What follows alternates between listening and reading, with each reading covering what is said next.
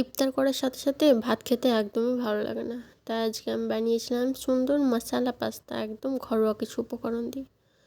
তো hello everyone, আমি প্রিয়া। আমি চলে এসেছি নতুন একটা রেসিপি নিয়ে। প্রথমে আমি যেটা করেছিলাম সেটা পাস্তাটাকে ভালো করে সিদ্ধ করে নিয়ে একটা কড়াই নিয়ে একটা ডিম ফাটিয়ে দিয়ে ডিমটাকে ঝুড়া ঝুড়া করে ভাজা করে নিয়েছিলাম।